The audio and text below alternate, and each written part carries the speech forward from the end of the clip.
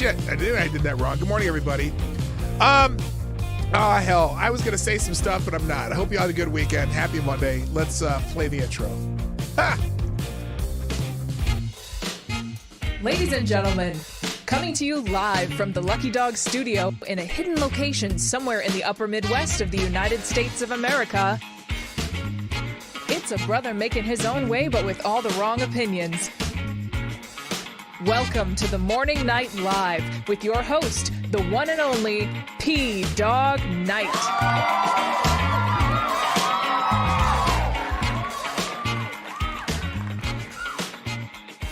Yes, it truly is Muted Monday for some of those of you who haven't been here before. You kind of know every once in a while I boomer it up, but that's okay. How y'all doing? Happy Monday on the Morning Night Live. I had a really nice week. Oh, it's Monday. Hi. Welcome to the Morning Night Live. I'm your host, Marty, also known as P-Dog Knight on the internet. And it's Monday, the 3rd of April, 2023. Oh, my gosh. My birthday is tomorrow. I almost forgot. It's birthday week on the Morning Night Live. I should have some party horns and hats and stuff, but maybe I'll do it for the rest of the week. I'm going to do a special. There's a horn. I'm going to do a special a birthday grift stream because I need the money. But anyway, I'll do that probably maybe tomorrow night. I don't know. I don't even know what Lady Boomer has planned for me.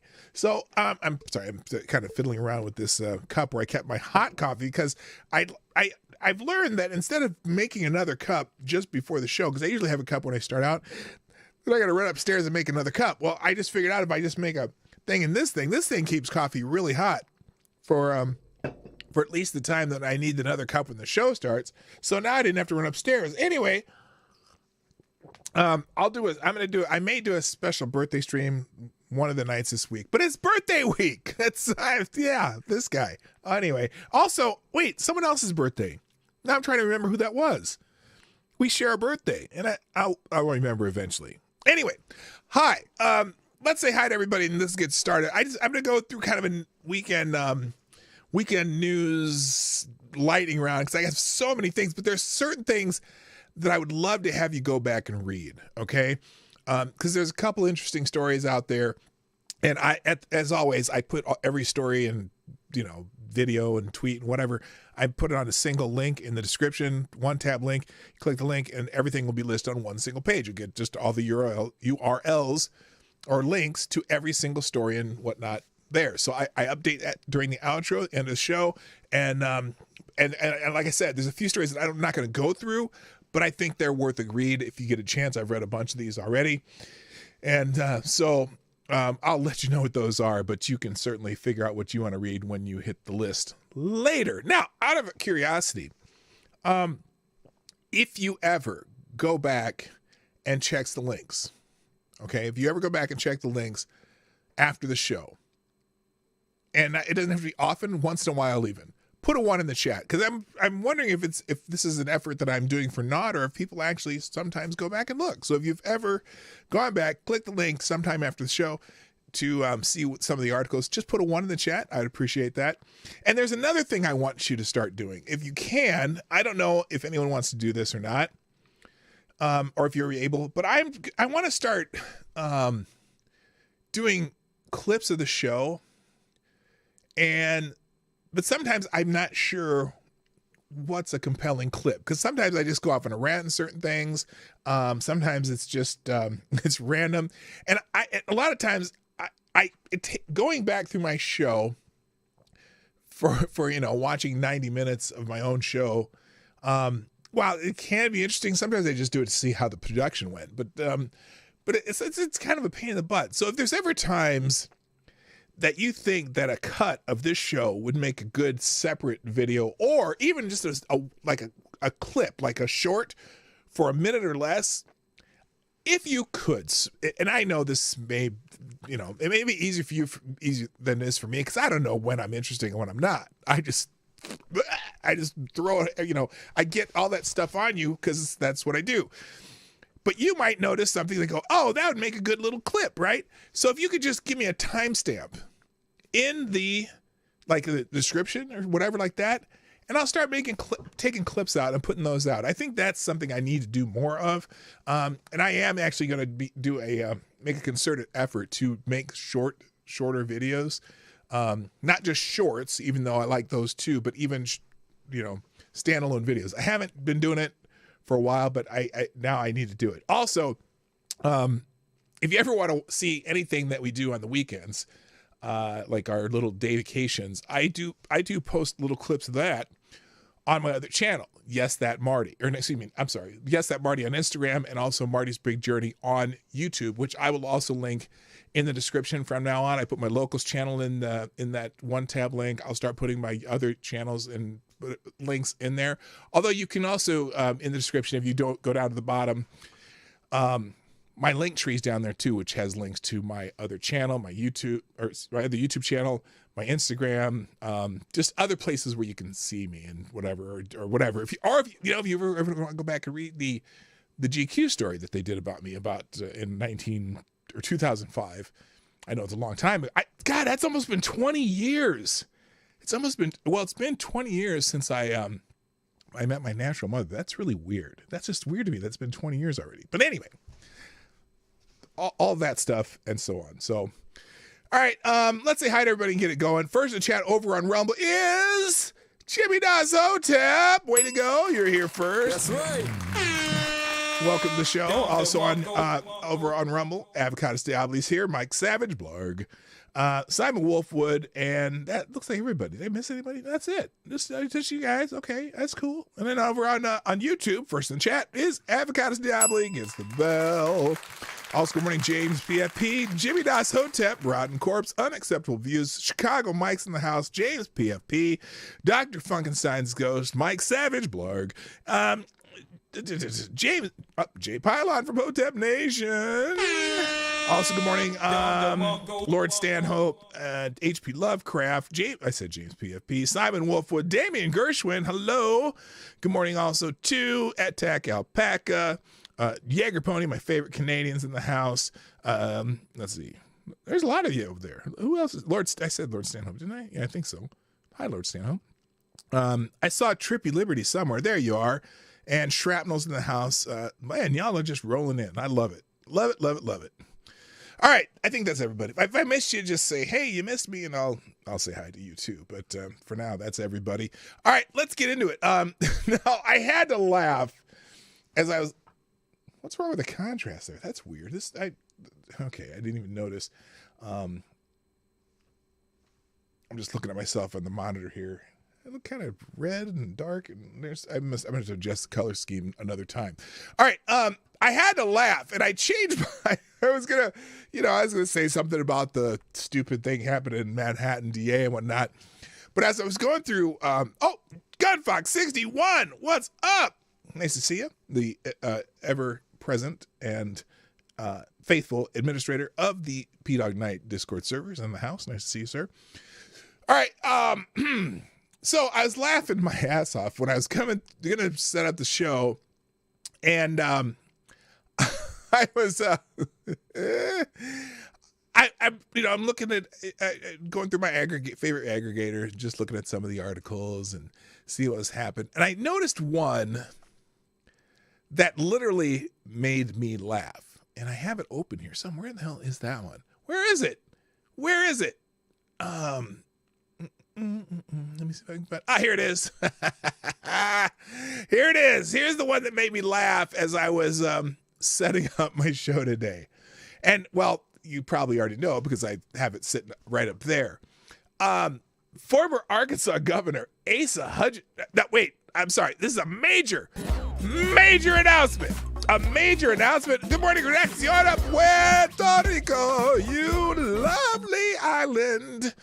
Hello, Reaccion. And also the first sponsor today who says tomorrow will be the most insane TV circus in history. MSNBC, CNN will be able to meet payroll. By the way, Trump didn't Epstein himself. Oh, yeah, make sure in fact, if you don't follow Reaccion Puerto Rico, he's Grumpy Hotep on Twitter. He was the first to say it, to remind everybody that Trump did not Epstein himself. He is not self-ending oriented, so to speak. Yeah, it's going to be, oh my God, is it going to be a circus? Well, they're going to try.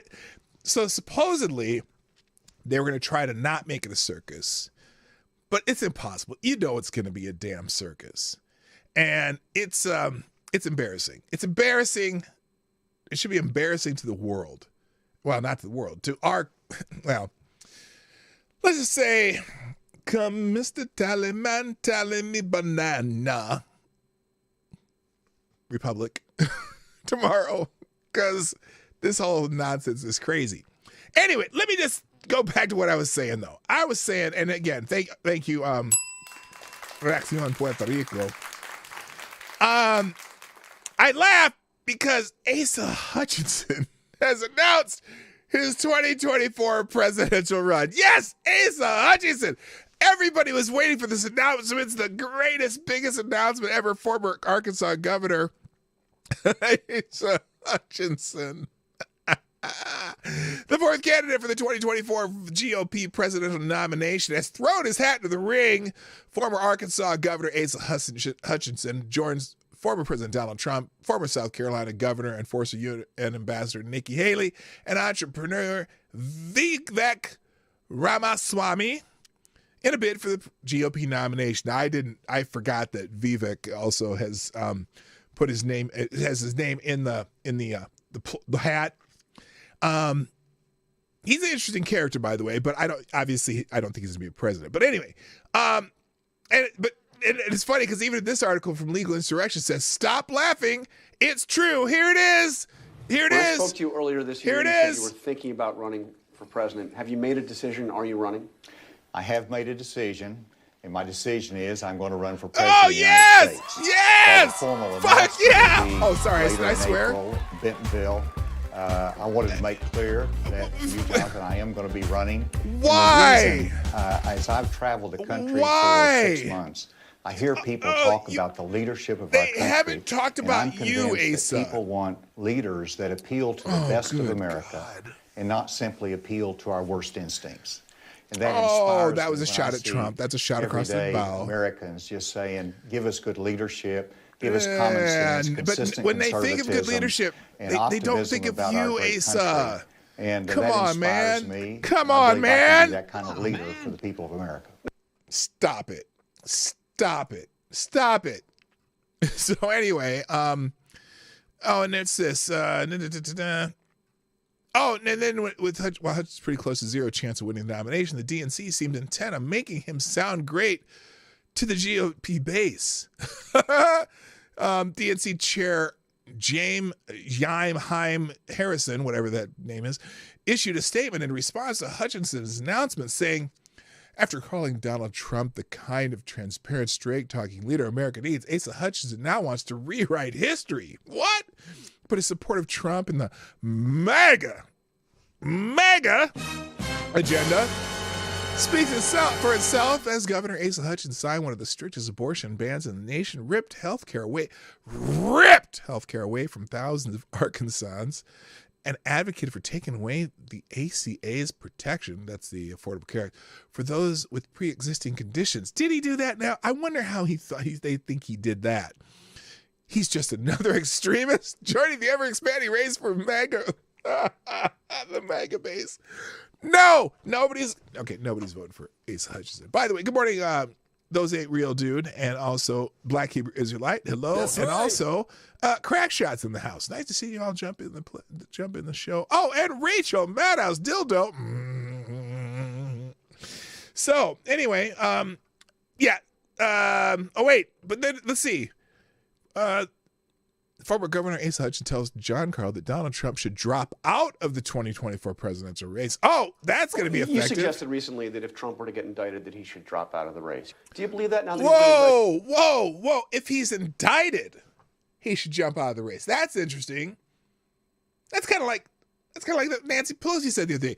Well, he gets a trial to prove his innocence. Indicted means nothing. Especially this one in New York. Now, they're looking to indict him in other places, but let me see what he says about this. Should he drop out? Well, I do. First of all, the office is more important than any individual person. And so Isn't for that the sake of the office purpose of of the the indictment? presidency, I do think that's too much of a sideshow and distraction, and he needs to be able to concentrate distraction. on his due process, and there is a presumption of innocence. Oh, But at the least he second says reason there's- is, Colin Bourdieu, throughout what's my up? 8 years as governor and as a political leader, I've always said that people don't have to step aside from public office. Shut up. No. Nope. We're not doing it. Nope.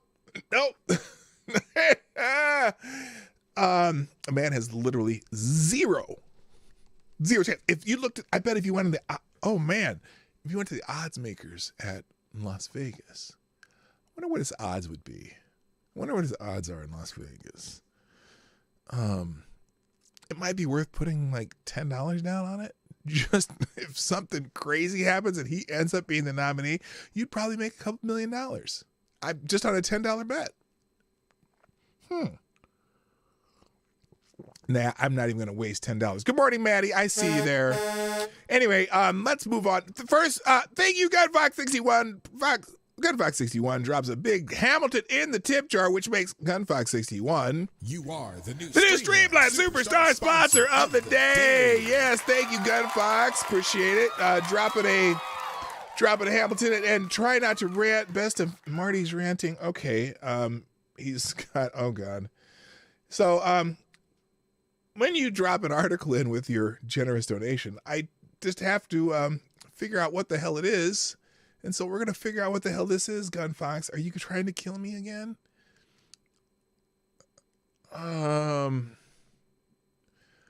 What? Okay, hang on a second. What did you just send me? So this is the article GunFox just sent me with a generous donation, so I am going to look at it. Deadly Migration Center fire shuts down one of the GOP's most dishonest claims.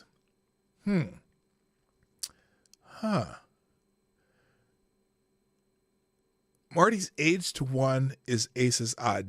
Is it tire?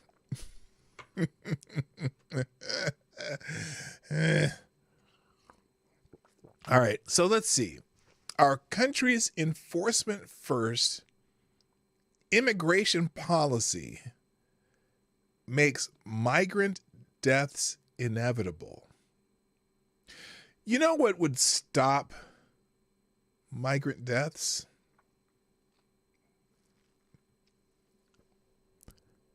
If they weren't encouraged to migrate and they stopped migrating. That would stop migrant deaths. But that's none of my business.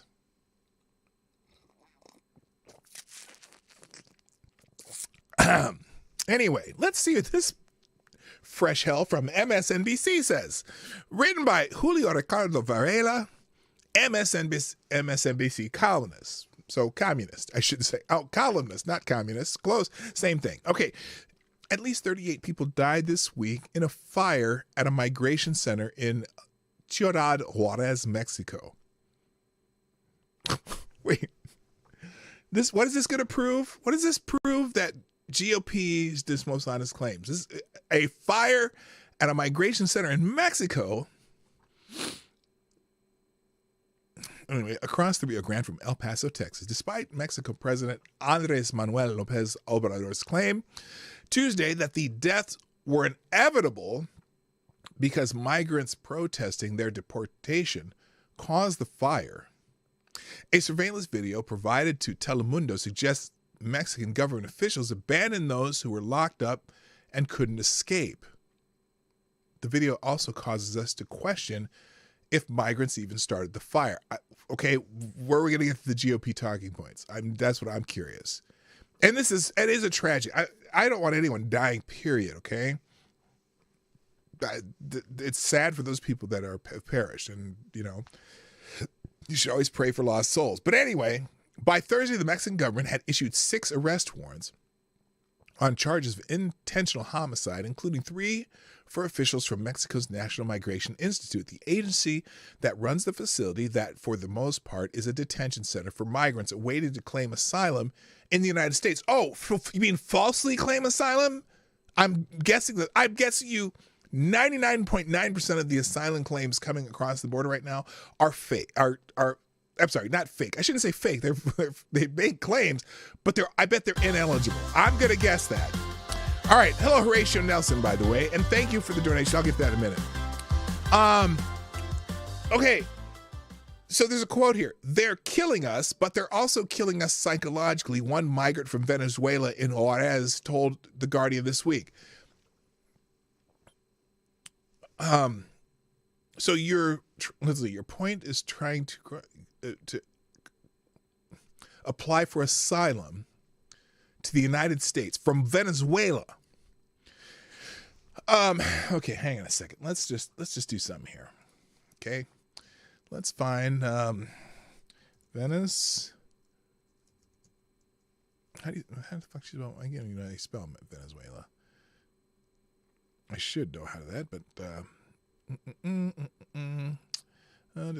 Venezuela.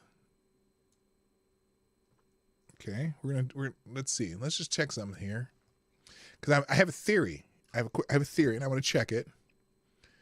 Venezuela. Let's see. Let's go.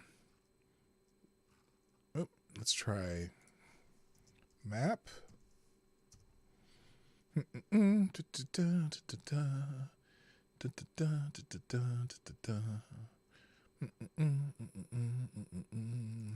Okay, here's a map of Venezuela. Oh no, here. Let's do a South America map. South America map. Let's fix this. Because I know it's in South America, and I'm pretty sure. Okay, South America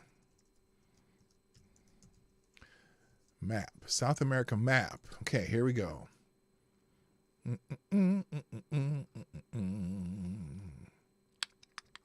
World Atlas, right here, South America. Okay, so Venezuela, as you look at the map, is right here. Okay, now I'm pretty confident that Venezuela, let's see, Colombia is right here, Ecuador is here, Guyana, but let's do okay, now let's go back, let's do a North America map. North America map. Let's go, or no, Western Hemisphere map.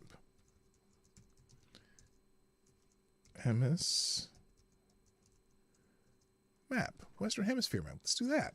Okay, now we're going to look at the Western Hemisphere. Here is a larger Western Hemisphere. I don't want to Wikipedia. Let's do, here you go. Google my maps. Western Hemisphere. Here's the Western Hemisphere. Venezuela's right here. The United States is right here. Now, the normal procedure for claiming asylum, even if you're going to try to claim asylum to the United States, normally you have to go to a country that's next to your country first and try to claim asylum there. So you could try Colombia. Now I can see maybe Colombia and Guyana's right next to it though. Guyana would seem to be a close country to Venezuela. So is Suriname. So is Ecuador. Okay, so all these countries even Brazil. They could go to Brazil. You could claim asylum in Brazil. Because it's a country that borders your country. But no, you're going through Panama, Costa Rica, Nicaragua, Guatemala, and Mexico. And now you're holed up in Mexico to claim asylum in the United States of America. Now, if you really wanted to claim asylum in the United States of America, you could try to go to an American consulate and claim asylum there and try to do it. But you've traveled through Venezuela, Colombia, Panama, Costa Rica, Nicaragua, Guatemala, and Mexico to try to claim asylum in the United States. So there's a problem that that's not the way you claim asylum. So I'm curious, as I read this article, as I choke to death, why this person believes that, wrong article, this one right here, why this article right here, they're killing us, but they're also killing us psychologically. One migrant from Venezuela in Juarez, how do you get a migrant in Juarez from Venezuela? It doesn't make sense, but that's what they told The Guardian this week. There's immigrant children. No, they're not immigrants. They're not immigrants. You are not an immigrant if you do not immigrate in the right way. Immigrant children have been detained more times than any criminal. It's like a jail, another migrant in Juarez told Telemundo. Now, this is in Mexico, remember? This is in Mexico. Juarez is in Mexico. So if you're going to have a problem with the conditions in the migrant facility in Mexico, that's not our problem. I'm sorry.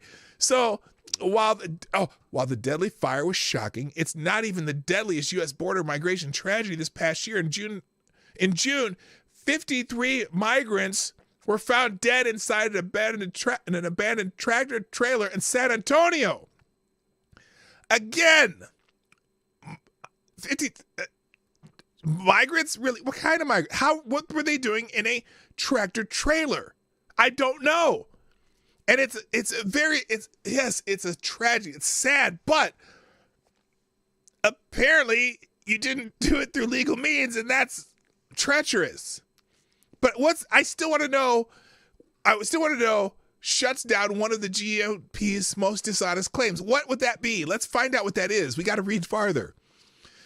Oh wait, as I said then, our enforcement first immigration policy is designed for people to die. Gunfox, I hate you right now. No, our immigration policy is designed to have orderly immigration to the United States, and we have procedures, and when you don't follow those procedures, this is the anti-immigrant. This is not an immigration policy, because that's not how our policy works. You chose a different method of quote, immigrating that is far more treacherous and dangerous than our immigration policy. You're not following our immigration policy if you find yourself ended in a tractor trailer truck that is abandoned somewhere near San Antonio. That is not our immigration policy. So this is dumb. Okay. How then do we fix such a broken system? No, it's not broken. Your choices are broken. How do we finally bring the countless examples of migrant tragedy to an end? Discourage migrating illegally on a tractor trailer truck into the United States illegally. That's how you end the examples of migrant tragedies. Discourage people from crossing the Rio Grande. Oh my God, their answer to this, who is this person? Who is Julio Ricardo Varela? Here's his solution. We open our borders. Hey, dickhead, you realize that the people coming across our borders are often from hostile countries. They're often from places. Remember what was it? There was like 123. Was it maybe 120? It was a large number of border crossers, illegal border crossers, that were citizens of the People's Republic of China. Now, I don't recall there is a bridge from somewhere in China through across the ocean to Mexico that we're getting people from China crossing the border into the United States. We've also had terrorists from weird countries, like wherever terrorists come from. We've got people coming, even people from Haiti. Now, Haitian, I can understand maybe there'd be an Haitian asylum seeker that would normally do the normal way to seek asylum, but from Haiti and Cuba. Now, again, Haiti and Cuba, why are they crossing the border in Mexico? How do they even get to Mexico to cross the border? Holy shit, what are you talking about? Of course, Republicans love to claim that our borders are open already. Well, in a sense, this is the claim that they're saying that they're debunking. I get it. See, here's the thing. Because what happens right now, not everybody, but sometimes they actually have encounters in the encounters of people who are crossing the border illegally. and then they have the encounter, but they come in anyway, right? They don't stop them. They just say, "Oh, we have a counter here. We're going to try to give you. Hey, let's give you one of these court dates. We'll give you a smartphone so that we can get a hold of you, and then we'll give you a court date that most don't even show up to." Okay, so this is the okay. I get it. This is the claim he's claiming that is false, that our borders are open already. Okay, it is open. The border is dangerous. Representative Andy Biggs of Arizona said in February during a Housing Judiciary Committee hearing about President Biden and the border.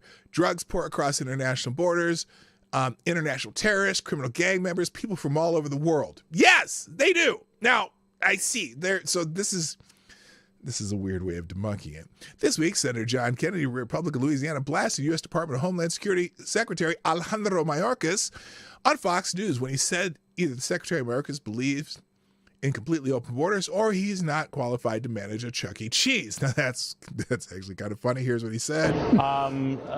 Did you get any answers at all there? No, here's the problem. Yes. Here's what I learned today. I learned today that either Secretary Mayorkas believes in completely open borders, or he is not qualified to manage a Chuck E. Cheese. Now, let me give Secretary Alejandro Mayorkas a little bit of leeway here. Managing a restaurant, even a Chuck E. Cheese, can be challenging. So let's not disparage the Chuck E. Cheese managers out there, because they have a hard job and they're not easy, and whatever. And then Chuck E. Cheese is kind of a dying breed too. So let's not fuck with the Chuck E. Cheese managers, Senator Kennedy. Okay? Yes. Because anyway, by the way, good morning, Horatio Nelson. Hello, Simon Wilkins. And I see someone else. Someone else. Who else showed up? Somebody else showed up. Renee Mayette. What's up? So, okay, so they, oh, wait. Okay, I'll come back. So he goes on. Now, if the borders are open, then why were 53 dead bodies found in a truck in Texas last year? Well, because they didn't want to get caught at the border. Okay, that if they would have just crossed the river like they do, that you see the videos of them just crossing in certain points, and then the immigration people say hi, and then we'll give you a phone and we'll to come back for your court date. But this is like, this is all semantic. Yes, and I know technically the borders are not open, but this person wants to open them. Why we're asylum seekers? Again, asylum seekers is a legal term, and 99% of the people who cross our border illegally are also not eligible for asylum. Okay, and 99% I pulled out of my ass. I know if someone comes and looks at this, go, well, it's not exactly 99%. Yeah, I don't know what it is. I know it's more than 90 though, and that's a fact. Why were asylum seekers in Ciudad Juarez unable to escape a fire? Well, that has nothing to do whether or not the borders are open, because the Mexican government is also discouraging this migration that's happening because they know that we don't like it, although the Biden administration doesn't really seem to care as much. I mean, that was left over from the Trump administration. What is it, Rule 53 or whatever that is? Anyway, those deaths aren't signs that we have an open border. They're signs that we need to have an open border. No, we don't. We do not need to have an open border. No, we can have an orderly process for immigrating to the United States. We don't need to just let everyone in. And especially the idea that there are terrorists and they catch a few, but remember the what do they call them? What do they call? I just said it too. Anyway, the times they have the encounters, right? They don't encounter everybody who crosses the border either. I mean, we're lucky that and the reason we're encountering more is because there's more pouring over. Anyway, but it's saying we need to have an open border. No, the belief in the free movement of goods, services, and people across borders is not a new idea. People have made this argument before. A notable example is Amnesty International. I don't care which states in its section about refugees, asylum seekers, and migrants that it campaigns for a world where human rights can be enjoyed by everyone, no matter what situation they're in. So you're saying, oh my gosh, Well, Amnesty International must be racist because they're saying that they won't have human rights in Mexico. What do you hate? Why do you hate Mexico so much? I don't know. I mean, wouldn't asylum seekers be better off in a country where they already speak the language? I'm just saying. It just seems strange to me that they seem that being in Mexico or Belize or not Belize. What was I listed a bunch of countries? What was it? I said Colombia, Ecuador. Not Colombia. That might be a little scary. But Ecuador, Guyana, Suriname, Brazil. Because in Brazil they speak Portuguese, but still, Panama, Costa Rica, Nicaragua, Guatemala, Mexico all speak the same language as the people in Venezuela or Colombia or Ecuador, the people coming up here from other countries. Now, clearly, maybe not the people from China and or Haiti. Do you speak French in Haiti still? I don't remember. Anyway, this. So let's see. Instead of making the case that our borders should be open and that an untold number of people will die so long as we maintain our enforcement first approach. No. See, if you just let people know, hey, you come here, you're not going to get to cross. We're done. Do you notice how immigration, the problem, you got me using that language. So immigration, the immigrants, the migrants, the illegal immigrants, right? Do you notice how they kind of stopped coming during the Trump administration? Like that whole thing, it kind of died down a lot. They stopped coming because they knew, hey, we're going to have to go through some bullshit to get, well, not even bullshit. You'll have to go through our procedures, and our procedures are most likely going to send you back to where you came from. Notice how they just stop coming when you enforce it and you say, you're not going to come in here. You're going to have to wait over there. And then people stop coming for a while, right? But then as soon as the Biden administration came in, and they're like, yeah, here, hang on, hold on. The Biden administration was like, well, you really shouldn't come here. Even Kamala Harris, don't come. Although I'm not sure if she was talking. Never mind. I shouldn't go there. I shouldn't go there.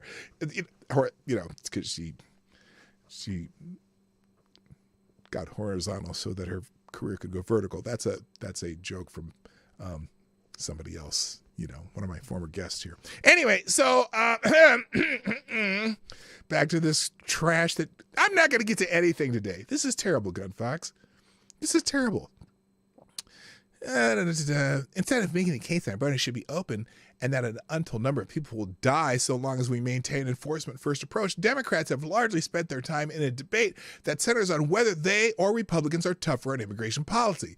That's a waste of time. Even worse, the debate presupposes that migrants have no humanity. No.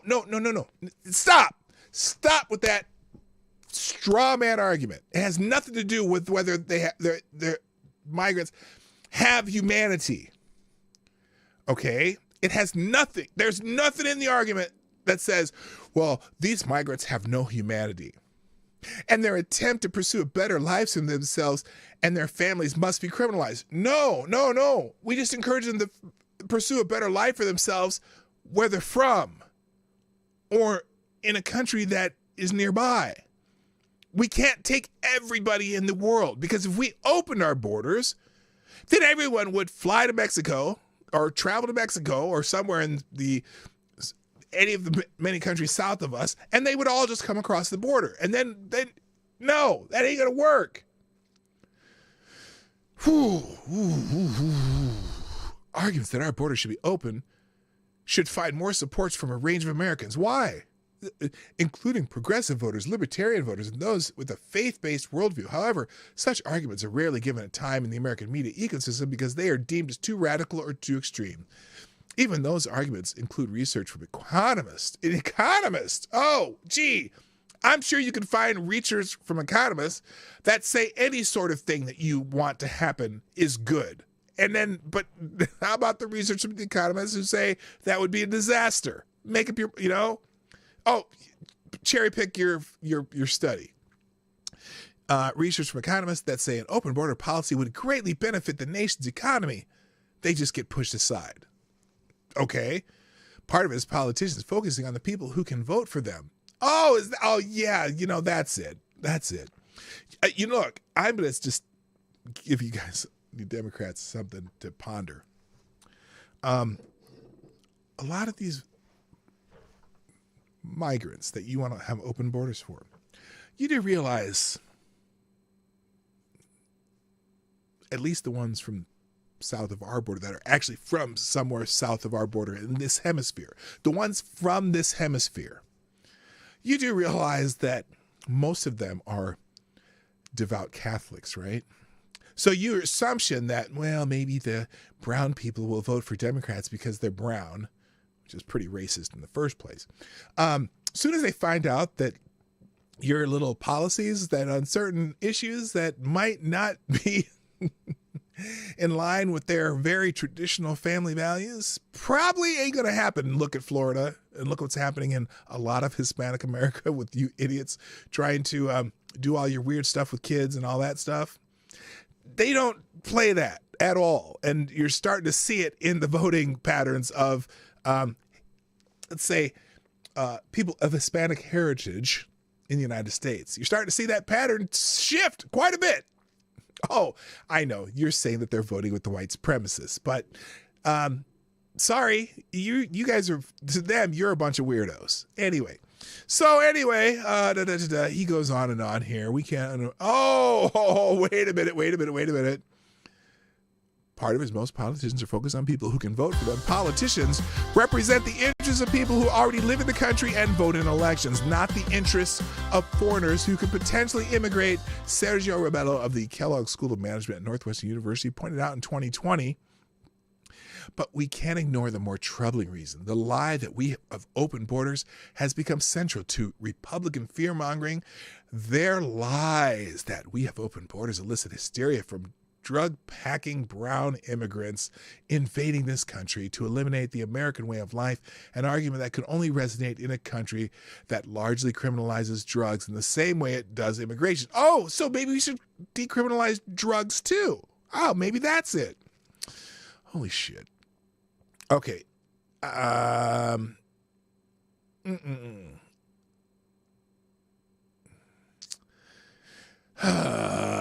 2021 poll from Cato Institute, a libertarian think tank, found that 72% of strong liberals favored open borders, but that 54% of moderate liberals and 82% of conservatives opposed the idea.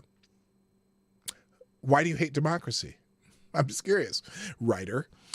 We knew conservatives were in opposition to more open borders. The disappointment is even though there's evidence that the most committed liberals support the idea, Democrats don't even dare raise the idea. They've allowed Republicans and anti-migration voices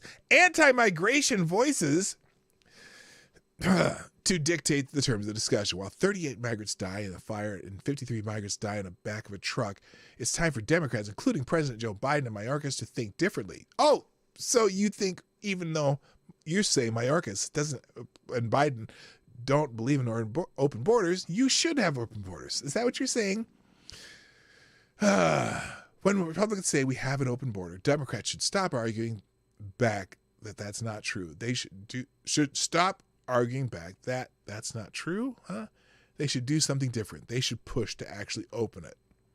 Well, Julio, you're a moron. Okay, let's move on. Before we do, though, I must say thank you to Horatio Nelson for sponsoring the show, dropping a big bullet in the tip, or small bullet in the tip jar. Says dictator Vladimir Zelensky banned the Orthodox Church from holding services going forward and arrested the abbot of Kyiv and 200 more clergymen in February. He made it unlawful to attend Orthodox Mass. They're calling him a fake Slav and for peace. Crazy, huh? Yeah. But Horatio, Zelensky's fighting for democracy. Come on, you can ban a church in a democracy, right? He's fighting for democracy. Why do you hate democracy? Anyway, thank you, Horatio Nelson. Appreciate it. And also, Jimmy Das Hotep also dropping a small bullet in the tip jar. Says, "Come on, can we take care of more people? Our government has an awesome track record of taking care of the people already here." Yes, exactly. So anyway, thank you, Gunfox, for busting my brain. All right, now let's do it. Now we have to do lightning round because I spent way too much time on that. 72% of strong liberals want open borders as long as they don't go to Martha's Vineyard. Oh, yeah, that's it, Reaction. That's funny. All right, shall we actually do some other news, though, now that I've gotten through that? So apparently Donald Trump's going to be turning himself in tomorrow, and there's a rumor. Now, I don't know if this came from the Trump camp or where this came from, but apparently the Manhattan judge may be putting a gag order on Trump. The legal team, no, I don't want that. The legal team representing former President Donald Trump reportedly expects the Manhattan judge to put a gag order on him as the case awaits trial. Now, that's interesting because he's scheduled to do a big press conference tomorrow night after this so-called, or not so-called, after his arraignment, which is interesting, which means he expects to not have to be in jail. Interesting. I don't know. But anyway, he's turning himself in the room. Miss Whitney, what's up? Nice to see you. Nice to see you back. So anyway, a source close to the legal team told the Daily Mail the judge will take an unprecedented step to silence the 2024 presidential candidate. The gag order could potentially undercut his ability to campaign on the issue of legal corruption during the primary. Oh, that'd be interesting. The Trump legal team now thinks that the Manhattan judge will take the unprecedented step of silence the presidential frontrunner with an unconstitutional gag order tomorrow. The source says the Trump legal team is considering adding a First Amendment lawyer to the effort to combat this and will fight it all the way. So that'll be interesting. If that is true, there may be, they might have to, I don't know where they appeal that to. But you see, this is not a federal case. So do you go to the federal courts to appeal that type of decision in a non-federal case? I don't think you can. This is interesting. But they don't know it's true. Some people are saying that that's just Trump's team throwing a shot across the bow, so to speak. Anyway, also the former Manhattan DA says Trump's complaints may escalate the case against him. See, if you complain too much, we're going to escalate this. Oh, you've already escalated pretty far. Former Manhattan District Attorney Cy Vance shared a word of caution on Sunday in response to former President Trump venting as he faces an unprecedented indictment. During an appearance on NBC News Meet the Press, Vance said the way Trump is chastising Alvin Bragg, as well as the judge presiding over the case, it could make matters worse for the former president. I've got to say, I was disturbed to hear former president speak the way he spoke about District Attorney Bragg and even the trial court in the past week, Vance told the show's moderator, Chuck Tutt. Look, what's amazing is that the judge in the case is one that Trump has already raked over the coals, so to speak, right? Because he was the judge in the case of the guy, the what's the guy's name that, I don't know his name, but whatever, the Trump corporation guy that got sentenced or had a trial against, they convicted him of some kind of fraud or some shit. So Trump's already been critiquing this judge in his completely Trumpian way. And so, it's crazy that guy's the judge in this case, because there's a judge that's clearly anti-Trump. Okay. Just like Alvin Bragg, campaigned to arrest Trump, basically campaign to do this. So it's effed up no matter how you look at it. Anyway, despite the warning, Vance told Todd that he doesn't know if Bragg's case against Trump is airtight or not. So whatever. Also, now here's something interesting.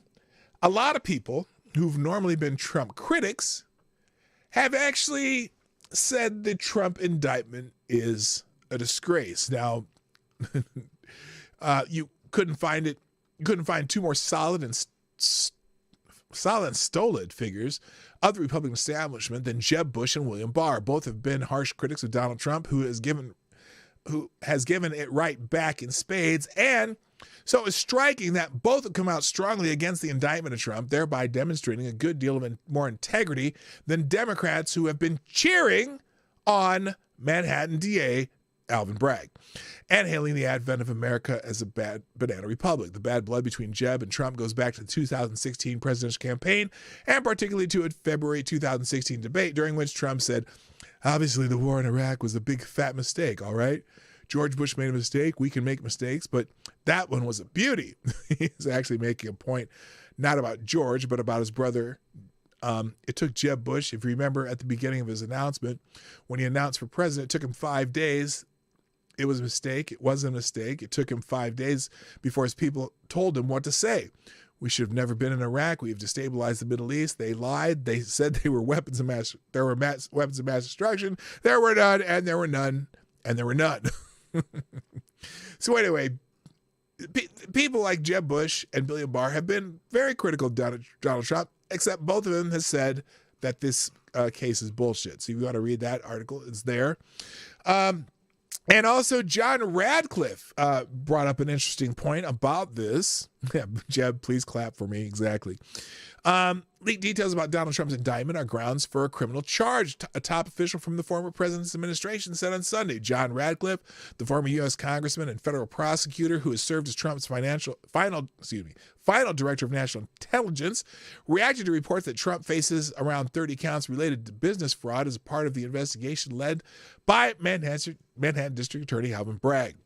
The only felony of which we can be certain to come out of this Alvin Bragg prosecution in New York is the felony committed either by the DA Bragg himself or someone on the grand jury that he's using for this perversion of our justice system, Radcliffe told Sunday Morning Futures anchor Maria Bartiromo. I will not play the clip because I cannot stand Maria's voice and it's unnecessary. Sometimes it's necessary, but not today.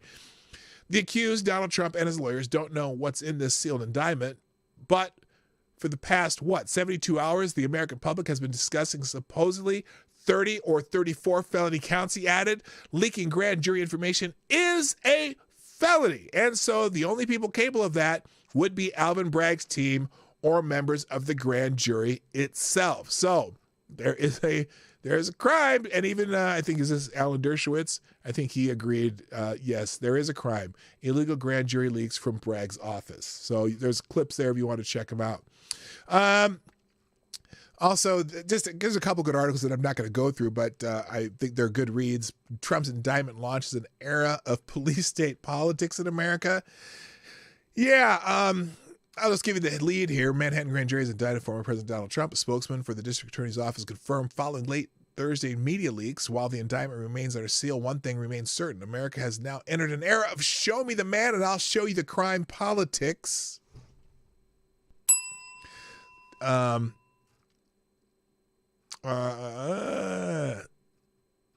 It just tells you about the case. Yeah, 30 counts plus. So here's what I imagine. Since they haven't unsealed it, but they've already leaked that there's at least between 30 and 34 counts, including a felony. Here's what they're doing. They're going to name, if he made payments to Michael Cohen. They said they were paying him installments, right? If he made payments to Michael Cohen, they're counting every installment to make it 30 charges, 30 counts. And then they're finagling the federal campaign finance law into some kind of fraud charge. And which is amazing. I can't wait to see the actual counts, but the fact that they leaked it, again, that it's in itself is a felony. And there's also a great article in American Greatness, the no one is above the law mantra that the Democrats kept saying, right? All the Democrats, no one is above the law. Nancy Pelosi, no one is above the law. And he has the chance to prove his innocence. Yeah, again, we've said how that's bullshit. Anyway, but if you really believe that, well, what about, there's a whole lot of what abouts in this. Hillary Clinton, Hunter Biden, Ray Epps. Ray Epps is a good one. The Hillary Clinton's famous Steele dossier scandal is exactly the charge that Donald Trump is being charged with. If you think about it, she paid a legal firm to hire a former spy to dig up dirt on her political opponent, and she counted it as a legal expense on the books, which is precisely what Trump's indictment apparently is about, except hers really was about the campaign, whereas Trump's remains unclear. The only thing that can be said in her defense is that she laundered it through one or more level. Yes, she did some political money laundering, which is what they're claiming Trump is doing. Now, let's see. What are a couple other they mentioned here? Oh, yeah, Ray Epps. So he was at the U.S. Capitol on the grounds. He was captured on video doing more to foment an insurrection and over 2 days in January 2021 than anyone. But while Iowa grandmas who wandered onto the open lawn of the Capitol and then left have been jailed, charged, and convicted, and others have spent more than a year wasting away in D.C. jails, Ray Epps remains free. Yes, we're talking nobody Nobody is above the law. Well, for some damn reason, Ray Epps seems to be above the law, as the way they're implying it to everybody else. Anyway, you can read the rest of that. And also, if they can do this to Trump, why not do this to every presidential candidate? An article in the Federalist, every Republican presidential hopeful had better be ready for the Trump treatment, which is clearly what they're planning, especially if it's Ron DeSantis. They're going to go after him too, Anyway, let's see. Where's the key line here? Persecuted Trump has no downside for Democrats chasing fame. And now is a good time as any. The historic nature of putting a former president in handcuffs as he campaigns for another term is too good for a low-rent prosecutor to pass up. Naturally, the press has made a folk hero out of Bragg, but the Trump indictment was always in the pipeline one way or another. The former president has remained under investigation over one manufactured scandal after another ever since his White House ambitions began taking off. Once in Oval Office, the democratically elected president, Representative elected president, was never given a chance to govern. Whether it was fabricated claims of Russian collusion or hysteria over his military aid to Ukraine, Democrats pledged their commitment to impeaching him from the day of his inauguration. So, mission accomplished. Now, it is far from out of the question that Democrats might prevent Trump's name from appearing on the 2024 ballot, but Trump is only a chapter in the left's assault on the institutions to capture political power. Any GOP contender preparing to replace Trump as the flag bearer of the Republican Party will have to be ready for the onslaught of deep state information operations launched against them, even more so than Trump now that America has entered its banana republic stage. It's far worse as Democrats become more sophisticated in their attacks. So look out, dudes. Be careful. It's coming. In the New York Post, Biden White House seems to be uninterested in honoring the Nashville shooting victims. Now, I am just shocked. This was big news. This Pew Pew event in Nashville. Well, every day last week, after 3 children and 3 adults were ended by a transgender shooter at a Christian school in Nashville on Monday, Biden waxed lyrical about the joy, strength, and absolute courage of transgender and non-binary Americans. Hard though as it is to believe, at a moment when discretion and sensitivity were needed, the president issued statements from the White House claiming transgender Americans shape our nation's soul. What the fuck is he talking about? Anyway, now on Friday, 4 days after the massacre at the Cleveland Christian School, he issued a proclamation declaring March 31st as Transgender Day of Visibility and railed against mega extremists who are advancing hundreds of hateful and extreme state laws that target transgender kids and their families. Oxymoron. These attacks are un-American and must end. Now, the White House marked the occasion with a 3,464-word fact sheet suggesting that conservative politicians were driving transgender youth to consider suicide. Now, that's fascinating. That's fascinating because isn't that always been that way? And no, they're not. Anyway, never fear, though, President Biden is standing up for transgender kids and their families. But who is standing up for the Christian kids and their families? Must they now fear for their lives because of a hysterical lie encouraged by the president that their loving faith is bigoted and hateful towards transgender people? Who is standing up for the victims of last week's horror? Certainly not the media, which has decided that the real victims of that event are the transgender community in anticipation of some imaginary backlash from Christians. Fear pervades Tennessee's trans community amid focus on Nashville shooter's gender identity was a typical headline from NBC. Corporate America sang from the same hymn book one day after the massacre of 3 kids in Nashville. Amazon sent a message to LGBTQIA plus employees and allies expressing support and solidarity during this period of apprehension and uncertainty. Wow. But not about the kids who were actually ended.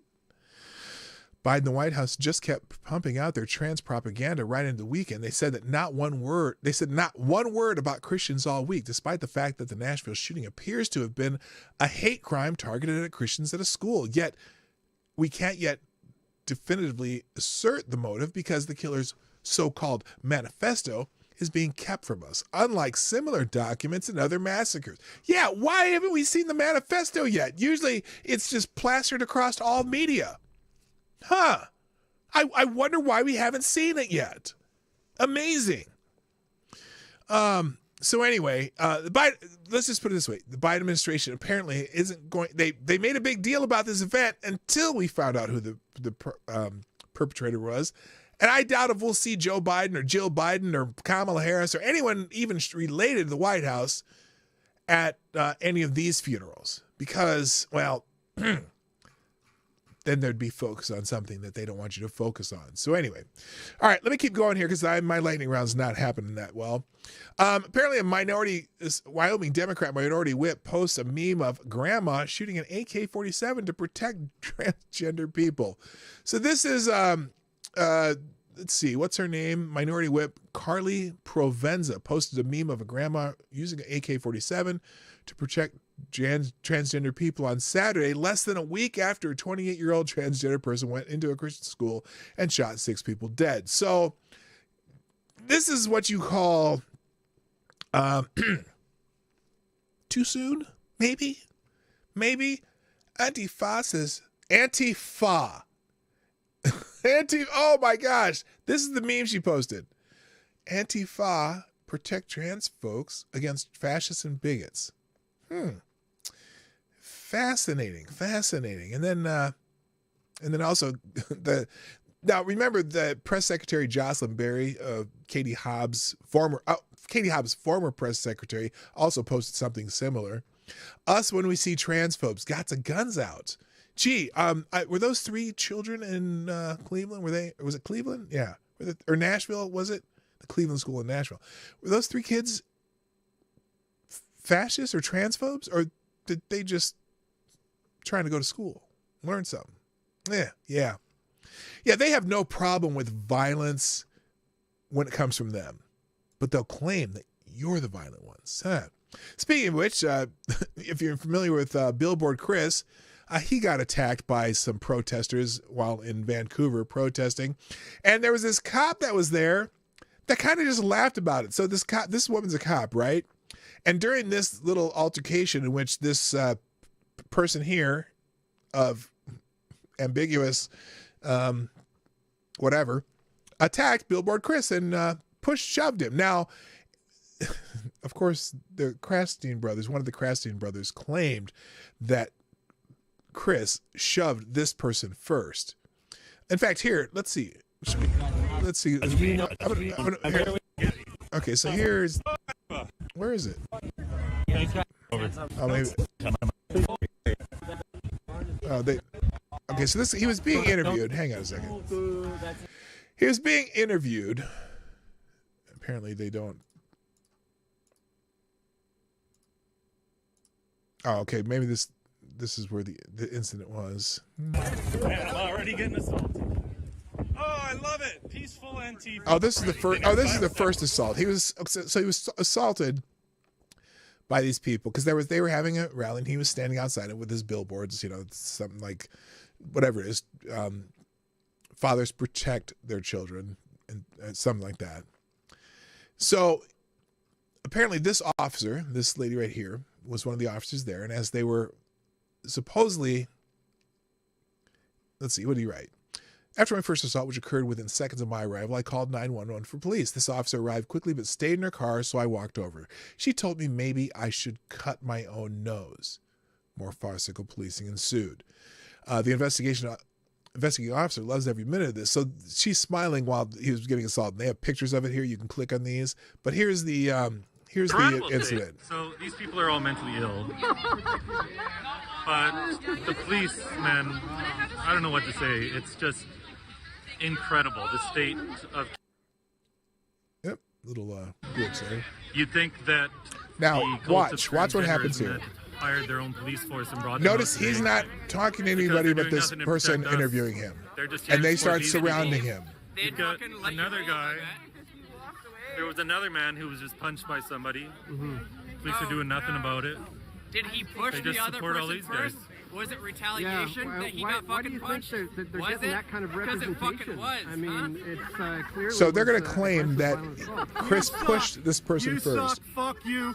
Fuck you. You're not wanted. Fuck you. You're a fucking idiot. You're a fucking I idiot. don't know what to say. I Fuck guess you. these police Fuck officers are you. mostly You're indoctrinated hated. as well. Everyone here does. They're afraid of the Here mob. because you're a fucking idiot.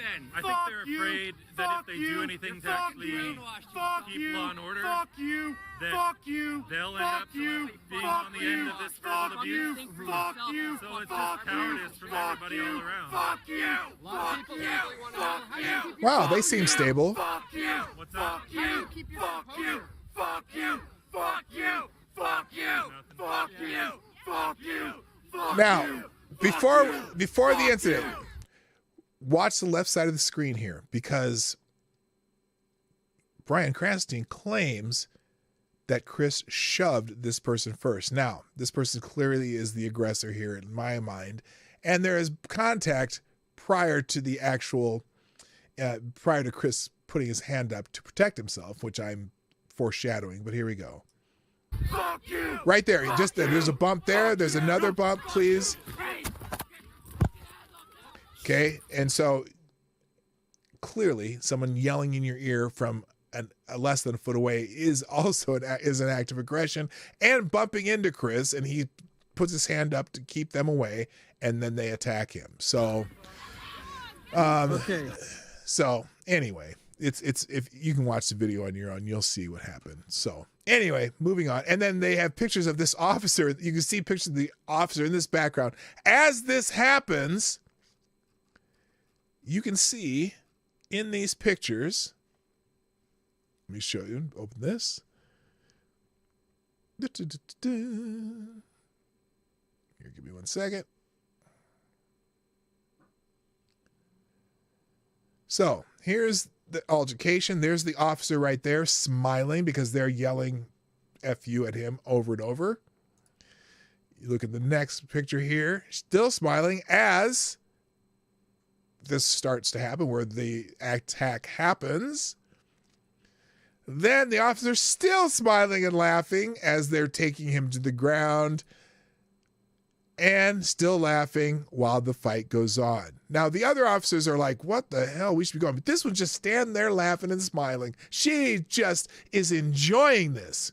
So I got to imagine that there's, well, he claims he's going to sue the Vancouver police, who absolutely did nothing, and are not arresting this person who assaulted. But apparently the person who assaulted him is now being investigated. In theory, I don't plan anything to happen from it. All right, since I'm out of time, I'm just going to go through the rest of my headlines here real quick. Let's do this. Moving on, in the Daily Caller, there's an article by DeRoy Murdoch talking about how the racist left screams the quiet part out loud. This is in relation to some of the critical race theory stuff that's going on, and how they are calling for people to be separated back to kind of the old Jim Crow kind of things that Robin DiAngelo in her book White Fragility kind of unveiled as a policy, and showing how different places around the country are making new black-only spaces. And it's interesting that we're going back to that sort of thing. In PJ Media, how anti-white discrimination undermines our culture and citizenship. Interesting article by Philip Carl Salzman. It's worth the read. I don't agree with all of it, but some of it. In National Pulse, the trial of Douglas Mackey. Now he was convicted. He was convicted. This week, Douglas Mackey was convicted in Brooklyn, New York, on the charge of conspiracy against rights stemming from what the U.S. District Attorney's Office called his scheme to deprive individuals of their constitutional right to vote. Now, how did he enact his scheme to deprive individuals of their constitutional right to vote? Well, he put a meme on Twitter. He got arrested and has possible 10 years in prison for a meme. We talked about this. This is that guy, Ricky Vaughn. His real name is Douglas Mackey. Well, they convicted him. He got guilty on all charges. Conspiracy against rights. Conspiracy against rights to deprive people of their constitutional right to vote because he did a meme. Now, it's fascinating. Now, they'll show down here. He's not the only one who's did this sort of meme. Now, he did this it was to avoid the line, vote from home, text Hillary. Now, granted, if people are dumb enough to do that, they're dumb. But it's a joke, right? Oh, but this gal, remember how we said equal justice under the law? Well, interesting, this woman had been doing it too. Hey, Trump supporters, skip a poll lines in election 2016 and text in your vote. Text votes are legit, or vote tomorrow on Super Wednesday. Huh. Yeah. She's now again, I don't think she should be arrested either, but equal justice on the law would require it, wouldn't it? Maybe not. Not because there's not equal justice. Oh, and speaking of Alvin Bragg, here's another case of Alvin Bragg, who he was going to charge someone with attempted murder.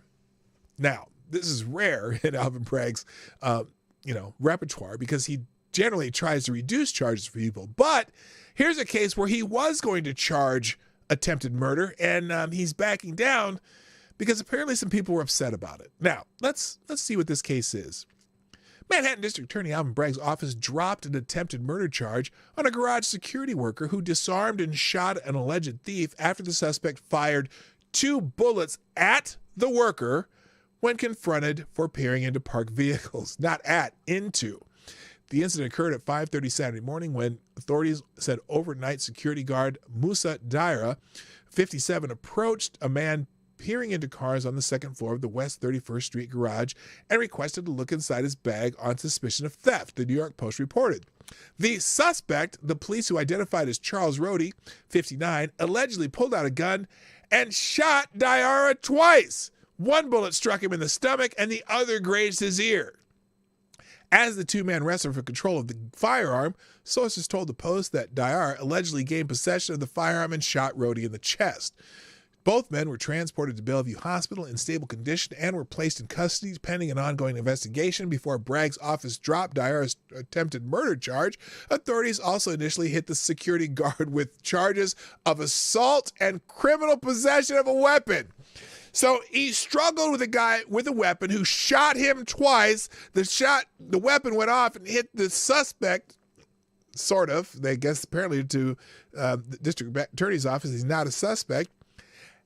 And he gets charged, or was going to get charged, with assault, criminal possession of a weapon, and attempted murder.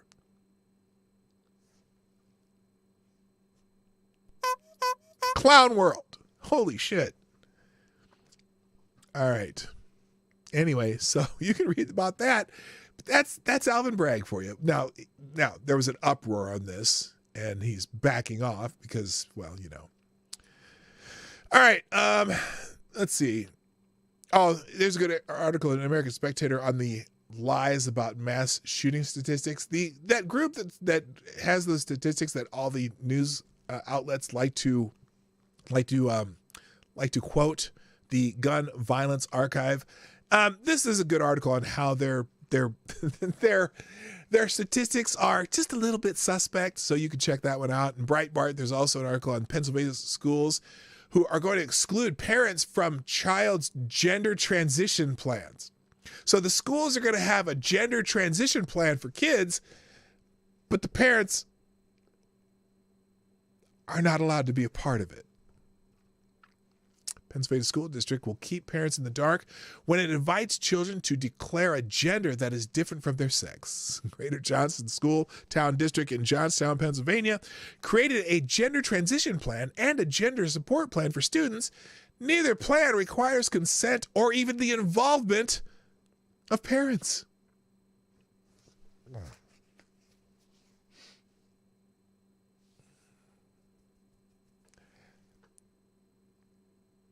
You know, if it's transphobic to be against shit like this, sign me up. I'm sorry. You do not do anything with someone else's kids without the parents' permission or involvement. Period. The only reason the kids are going to your dumbass school is because parents allow it. It goes. It's the policy also lists a number of alternative pronouns, gives all kinds of things, but the parents cannot be involved. Holy shit. Federal judge says they will not hire clerks from Stanford Law School. Apparently, there's a couple judges that are saying, yeah, your law school is fucked, and we're not hiring anyone from your law school. Also Yale. They will not hire clerks from Yale Law School, basically because of their free speech policies and the recent incidents where they these students there successfully shut down speaking events of people they didn't like. So there's some federal judges saying, nope, we're never going to take a student from Yale or Stanford Law School. Good for them. Good for them. You can read that article. And there's a school district where the women's studies course instructs students to avoid using gender-biased words. Oh, fantastic. And this is in Texas. Holy shit. A Texas school district offered a women's and gender study course that taught students to use gender-neutral language when describing jobs in order to be more inclusive, according to course materials obtained by the Daily Caller. In the 2022-23 school year, Judson Independent School District offered a women's gender study course which quizzes students on the definition of safe space and patriarchy, according to documents obtained by the Daily Caller through a public records request. As a part of the course, students were given lists of job titles and phrases such as mailman, policeman, women's institution, and sportsmanship, and asked to take man out to make the terms bias-free. Now, sportsmanship is a gender-neutral term. They just don't get it. Just because it has man in it doesn't mean that it's anti-woman. Why haven't they changed the name of the borough Manhattan? Why don't they change the name of the music group Mannheim Steamroller? You know what? You cannot put your feet on an ottoman because it has man in it. Stop! Stop the nonsense! Students were asked to brainstorm the way phrases fisherman's bachelor's degree. Oh my God, they're even going to try to take, a bachelor's degree. Holy shit. Mankind and tomboy could become more gender neutral in a worksheet included in the curriculum. Tomboy? Don't. You can read this shit yourself. Why are conservatives talking about, tomorrow, anyone from Wisconsin here? So we're talking about 2024 when there's a Wisconsin Supreme Court election next week. Now, Supreme Court elections should not be political, but apparently a lot of people in Wisconsin are making this one political. Though largely ignored by prominent conservatives on social media, there's a critically important Supreme Court race happening in Wisconsin. On Tuesday, Republican Daniel Kelly and Democrat Janet Podasiewicz will face off at the ballot box in an election that will determine the jurisprudence of the Wisconsin Supreme Court. While the body currently has a 4-3 conservative majority, Podasiewicz win on Tuesday would allow Democrats to control the high court for the first time since 2008, with cases regarding abortion, election integrity, and governmental overreach have made their way to the high court in recent years. The outcome of Tuesday's election remains significant. Rather than using their influence to draw attention to a critically important race, however, many prominent conservative figures have spent the latter half of March discussing the 2024 GOP presidential primary, which is unnecessary. Who cares? Let's wait till at least January to start worrying about that shit. Anyway, or either later this year. Wait till a year from the election. In November, yeah, have at it. But let's worry about these special elections that are coming up between now and then, because this one's important. So anyway, there's more. You can read more about that. Let's see.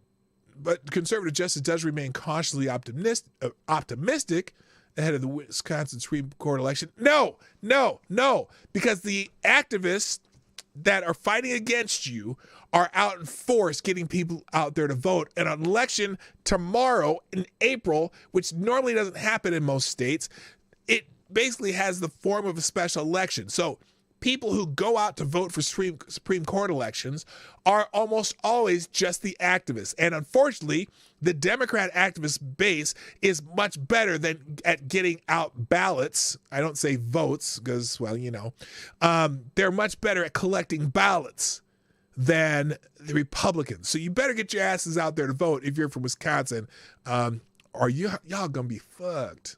All right, moving on. I don't even know what that one's about. There's something about Trump and being the next president. Oh, because they think that this whole bullshit with these prosecutions will propel Donald Trump into the next presidency. I'm not so certain about that, but I certainly think that these prosecutions against him, at least this particular one is bullshit. Manchin says he doesn't say if he'll run for president or if he'd run as a Democrat. Apparently somebody asked him on one of the Sunday shows and he said, well, I don't know, hem and haw, which makes me think he might run if Joe Biden doesn't. But I don't. Oh, man. This crazy stuff that they're doing. I would, if I was running for president and it was against Joe Biden, I would put all those, well, you'd get in trouble for it, but you put all the weirdos in one single ad going, yeah, this is what the Biden administration brought for you. How about, is this what we're trying to get to in America?